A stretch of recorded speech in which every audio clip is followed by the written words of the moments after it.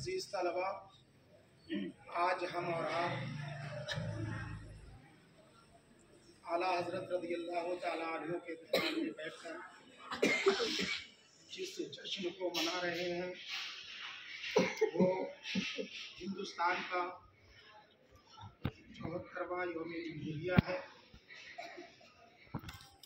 जिसका मतलब ये होता है कि 1950 में 26 जनवरी 1950 को इस मुल्क के रहने वालों का संविधान, आइन और दस्तूर बाकायदा तौर पर नाफिज हुआ। इस दस्तूर के निफाज का मतलब ये था कि अब हिंदुस्तान के रहने वाले लोग हर तरीके से आज़ाद हैं। वो अपने क़वानीन बना सकते हैं, अपनी व्यवस्था, अपने इंतज़ामात, अपनी सहूलियात के एतबार से, अपने हुकूक के एतबार से वो कायम कर सकते हैं, बना सकते हैं, उनको नाफिज कर सकते हैं। लेकिन इस मंजिल तक पहुंचने के लिए कितनी कुर्बानियां देना पड़ी वो आप लोग अच्छी तरीके से जानते हैं। लेकिन इन सब कुर्बानियों में, वतन की मोहब्बत में, वतन को आज़ाद कराने में कौम मुस्लिम ने, हिंदुस्तानी मुसलमानों ने जितना बड़ा हिस्सा लिया वो तारीख का एक अहम हिस्सा है, एक ऐसा बाब है कि जिसको बार बार दोहराने की ज़रूरत है और बार बार हमारे बच्चों तक वो बातें पहुंचना चाहिए, नस्ल तक वो बातें पहुंचना चाहिए। अंग्रेज़ों ने जब यहाँ कब्जा किया तो इससे पहले यहाँ पर मुसलमानों की हुकूमत थी। तो जाहिर सी बात है कि इक़्तिदार मुसलमानों के हाथ से गया था, तो सबसे ज़्यादा इसको वापस लेने की फिक्र भी मुसलमानों को सबसे ज़्यादा। 16वीं 17वीं सदी से ये शुरू होता है संग्राम, और चलते चलते उस दौर में 1914 तक ज़्यादातर इन तमाम तहरीकों में ज़्यादातर कलीदी किरदार जो अदा किया वो उलमाए इस्लाम ने, मुस्लिम नवाबों ने, मुस्लिम सरमायादार लोगों ने। और उसके बाद जब आज़ादी का वक्त करीब आया तो कुछ और लोग उसमें शामिल हो गए और फिर ये तहरीक एक दूसरा रुख इख्तियार कर लेती है कि अहमदाबाद में इसी दरमियान 1922 में कांग्रेस का इजलास होता है। आला हजरत रज़ियल्लाहु ताला अन्हु और इन जैसे जो दानिश्वर, मुफक्किर और मुस्तकबिल में आने वाले मामलात को भांपने की सलाहियत रखने वाले जो हमारे मुखलिस बुजुर्ग थे, उन्होंने बहुत कुछ देख लिया था अपनी निगाहों से, अपनी निगाह विलायत से, अपनी निगाह इल्म फन से बहुत कुछ देख लिया। उनके मशवरों की बुनियाद पर एक तजवीज़ ये रखी गई थी कि मुसलमानों को आरक्षण दिया जाए, मुसलमानों को रिजर्वेशन दिया जाए, उनकी आबादी के तनासुब से उनकी सीटें तय होना चाहिए, उस पर सिर्फ मुस्लिम उम्मीदवार खड़ा होगा, जैसा कि अंग्रेजों ने ये व्यवस्था लागू कर रखी। लेकिन कांग्रेस के इस इजलास में कांग्रेसी लीडरों ने उसको मानने से इनकार कर दिया और यहीं से जो तहरीक, आज़ादी की तहरीक मिलजुल करके चल रही थी, उसके दो हिस्से हो गए। एक हिस्से का नाम कांग्रेस हुआ और दूसरे हिस्से का नाम मुस्लिम लीग हुआ। यहीं से इख्तिलाफात शुरू हुए और ये इख्तिलाफात इतने बड़े कि आखिर में 1938 तक, 1942 तक जाते जाते ये तहरीक जोर पकड़ गई कि मुसलमानों को अपना एक अलग मुल्क चाहिए, मुसलमानों को अपनी एक अलग हुकूमत चाहिए, इसलिए कि हमें आपसे उम्मीद नहीं है कि आप हमारे साथ क्या सुलूक करें। लेकिन उस वक्त भी जो मुखलिस लोग थे, जो जान रहे थे, देख रहे थे, उनकी निगाहें देख रही, उन्होंने इसकी भरपूर मुखालफत की। ऐसा नहीं होना चाहिए।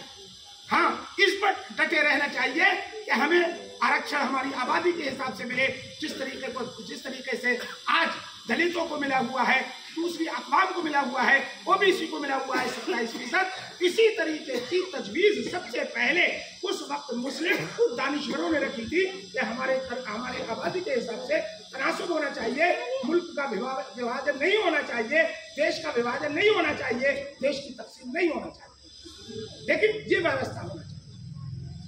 लेकिन खैर, कुछ होना का वो हुआ और उसका नुकसान जितना जिसको हुआ वो आज आपके सामने। हम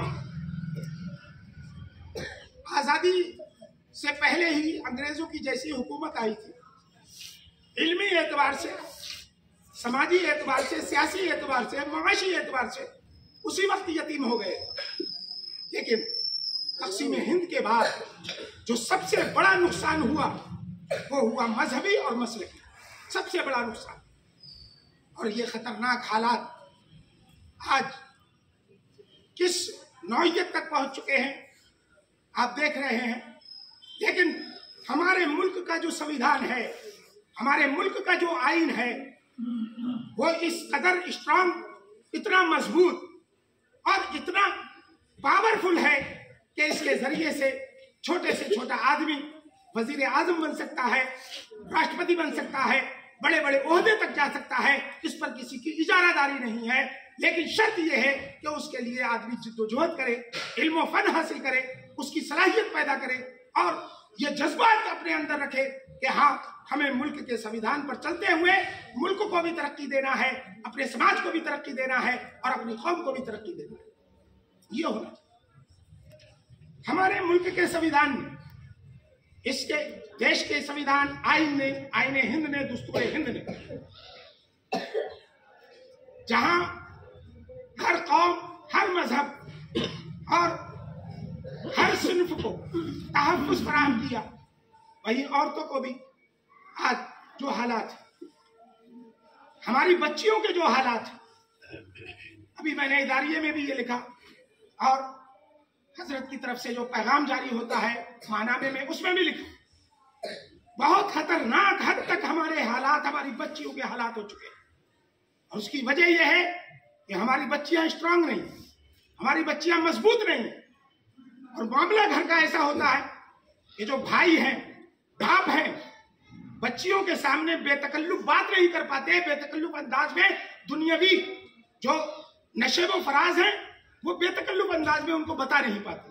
शर्म आड़े आती है, हया आड़े आती है। लेकिन आज इस शर्म और इस हया को हटा करके बच्चियों को वाजे और साफ अंदाज में बताना होगा कि तुम्हें किससे खतरा है, तुम्हारे साथ क्या होने वाला है, तुम्हारे साथ क्या हो सकता है। वाजे अंदाज में बच्चियों को बताना होगा, उनके जहन को मजबूत करना होगा, महिलाओं को और औरतों को मजबूत बनाना होगा अपने मुआशरे की।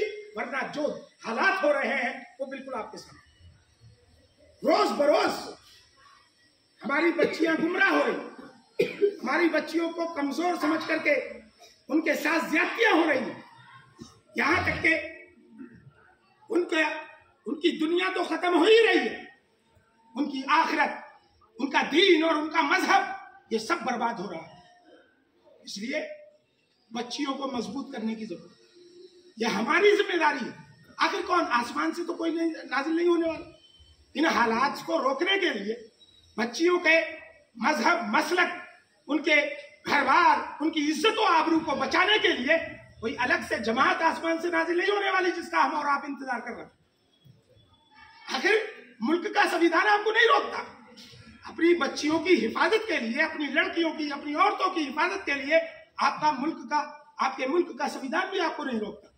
आपके मुल्क का संविधान, आपका आइन ये कहता है कि अपने परिवार की हिफाजत करिए, अपने मजहब, मसलक, अपनी सकाफत, अपनी तहजीब, अपनी बोली, अपने रहन सहन, अपने पहनावे, अपने कल्चर की हिफाजत कीजिए, अपनी सांस्कृतिक चीजों की हिफाजत करिए। ये मुल्क का संविधान कहता है, हमें करने की जरूरत है। हमें कौन आखिर करेगा? शुद्धि तहरीक चली, किसने आखिर कोई आसमान से जमात नाजिल नहीं हुई। यही इसी मज़ार मुक़द्दस में आराम फरमा सय्यदी सरकार मुफ्ती आज़म हिंद रज़ियल्लाहु तआला अन्हु की जात थी। यही बरेली शरीफ का स्टेज था, यही बरेली शरीफ का बैनर था। बरेली शरीफ का वो प्लेटफार्म बना करके उस वक्त के खानकाह ये जो अफराद थे, मशाइख थे, सब ने जमा होकर के उसका मुकाबला किया। आखिर उसमें हमें कामयाबी हासिल हुई कि नहीं? रोज बरोज बच्चियों का इस्तेहसाल, रोज बरोज उनका माशी इस्तेहसाल, उनकी इज्जत व आबरू का इस्तेहसाल, उनके मजहब व मसलक का इस्तेहसाल, उनके कल्चर, उनकी तहजीब का इस्तेहसाल। कब तक आखिर बर्दाश्त? कब तक आखिर खामोशी? ये खामोशी कब टूटेगी आखिर? ठीक है, हम खामोश हैं, हमारे बड़े खामोश हैं, लेकिन आप नौजवान हो, कम से कम कुछ नहीं कर सकते। अपने गांव में रोकथाम कर सकते हो, अपने घर में रोकथाम कर सकते हो, अपनी फैमिली में, अपने परिवार में रोकथाम कर सकते हो। करिए, बताइए बच्चों को, बच्चियों से आप शर्माइए मत। बच्चियों को बताइए कि तुम बाहर जा रही हो, पढ़ने के लिए जा रही हो, बाहर निकल रही हो, तुम्हारे लिए भेड़िए खड़े हुए हैं, तुम्हारी इज्जत और आबरू, तुम्हारे मजहब मसलक को निकलने के लिए भेड़िए खड़े हुए हैं। साफ अंदाज में बच्चियों को बताइए, बच्चियों को बताइए कि इनसे बचना है, किस तरह तुम्हें अपने आप को बचाना है, अपनी शख्सियत को, अपनी पर्सनालिटी को, अपने परिवार की इज्जत और आबरू को, अपने मजहब और मसलक की इज्जत और आबरू को किस तरह बचाना है, साफ और वाज़ेह अंदाज में अपनी बच्चियों को बताइए। वरना जो मंसूबे हैं, जो प्लानिंग है, जो हालात हैं, वो हमारी औरतों के लिए अच्छे नहीं हैं। हुकूमत ने अपने तौर पर जो कुछ किया वो सबके सामने है। जो हुकूक औरतों को मिले उनका फ़ायदा उठाइए। जो हुकूमत ने की जानिब से, संविधान की जानिब से हमारी औरतों को तहफ़्फ़ुज़ के लिए जो कुछ भी दिया गया है उसका फ़ायदा उठा करके और आवाज़ बुलंद कीजिए। अल्लाह रब्बुल इज़्ज़त हमारे